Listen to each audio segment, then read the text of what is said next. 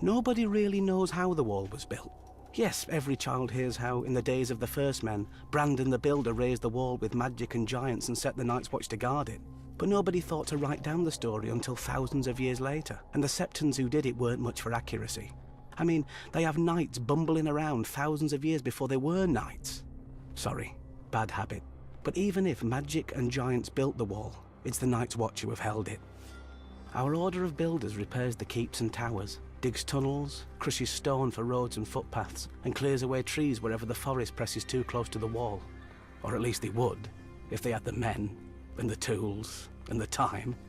Long ago, when the Night's Watch was at full strength, the builders would quarry blocks of ice from the frozen lakes of the haunted forest, dragging them south on sledges to add to the wall. Now, it's all they can do to watch for cracks or signs of melt and make what repairs they can, without men, or tools, or time. The Order of Rangers is the fighting heart of the Night's Watch. They ride beyond the wall, fighting and trading with wildlings, surviving shadow cats and snow leopards. The Rangers are meant to scout out threats to the wall and return to report. And they did, back in the days when men could go north and come back alive. Now they just come back. The Order of Stewards keeps the watch alive. We hunt and farm, tend the horses, milk the cows, gather firewood, cook the meals and bring supplies from the south. Not so heroic, I know, but since the Night's Watch doesn't starve or freeze, I guess we're the only order that still does everything it's supposed to. Without all of us guarding the wall together, well, it probably still wouldn't have ever fallen. Solid ice rising hundreds of feet into the air and running hundreds of miles to the sea. No army is smashing it anytime soon, which is why our enemies have never tried. Well, not directly. The brothers Gendel and Gorn, kings beyond the wall, went under the wall, through ancient caves buried deep in the earth. But on the way back they took a wrong turn and were lost in the darkness. People say that their children's children's children are still down there, looking for a way up, or for more food to find its way down. When our rangers found Arson Isaac's picking away at the wall, he was almost halfway through. The rangers decided not to disturb him and sealed the way behind him with ice and stone and snow. Some say if you press your ear flat to the wall, you can still hear Arson chipping away with his axe.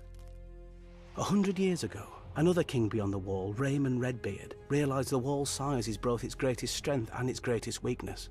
He waited for our patrols to pass and then sent climbers to the now unguarded stretch of the wall.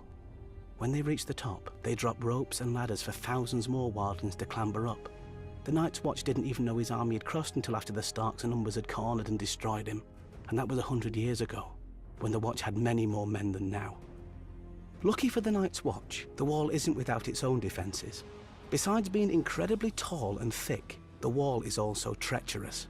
Many times a patrol will find the broken corpses of wildlings who've tried to climb the wall, only for a piece of it to break off mid-climb, or to have their hold slip as the sun melted the ice just enough.